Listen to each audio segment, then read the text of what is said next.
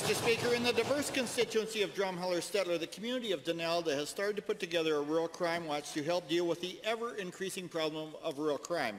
They understand that their RCMP have vast areas to patrol. They have concerns that even when it's common knowledge about who the problem citizens are, police resources are so sparse they can't properly investigate. To the Minister, what are you doing to support these small communities beyond telling them to request additional officers? Because if that actually worked, why would rural crime be so rampant?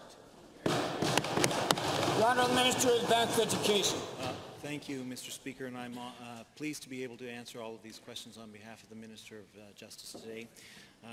I want to first of all reassure the members of Donalda and everybody in the galleries today that our government takes the issue of rural crime very seriously. And we believe that every Albertan deserves to live in a community that's safe.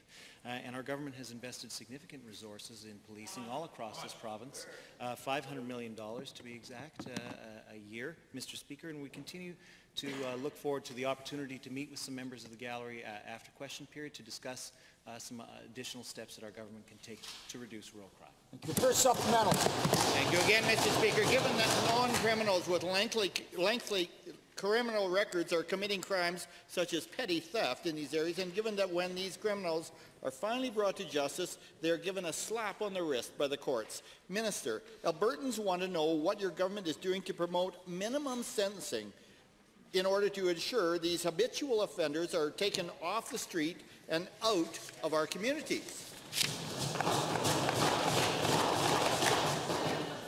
The Honourable Minister.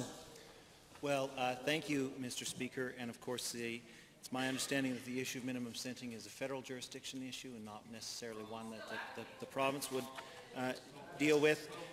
But with respect to getting notorious criminals off the street, Mr. Speaker, of course the Integrated Crime Reduction Unit in Central Alberta has already been successful at taking 3 extremely well-known individuals off the streets.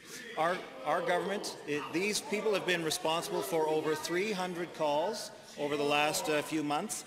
Mr. Speaker, our government continues to support the RCMP in their work to reduce crime in Central Alberta and in rural areas all across the province. Given that these Albertans are fed up with what seems to be a common practice of the Crown to drop cases over an overtaxed court system, and given the recent ruling on the Jordan case has compounded this troubling issue, and given that justice delayed is justice denied, Minister, your government claims to be doing everything it can to alleviate these issues. Will you table the performance measures that you're using to track how effective your policies are at combating this troubling situation? The Honourable Minister. Well, thank you, Mr. Speaker, and of course we continue to push the federal government to fill the additional judicial spaces that we created, and I'd be pleased to table a copy of the letter that the Minister of Justice sent to her federal counterpart after we question period today. Mr. Speaker, we've also hired 50 additional Crown prosecutors. We've hired additional court staff. Mr. Speaker, we're confident that those measures will accelerate the processes through the courts and make sure that these cases are dealt with as quickly as possible.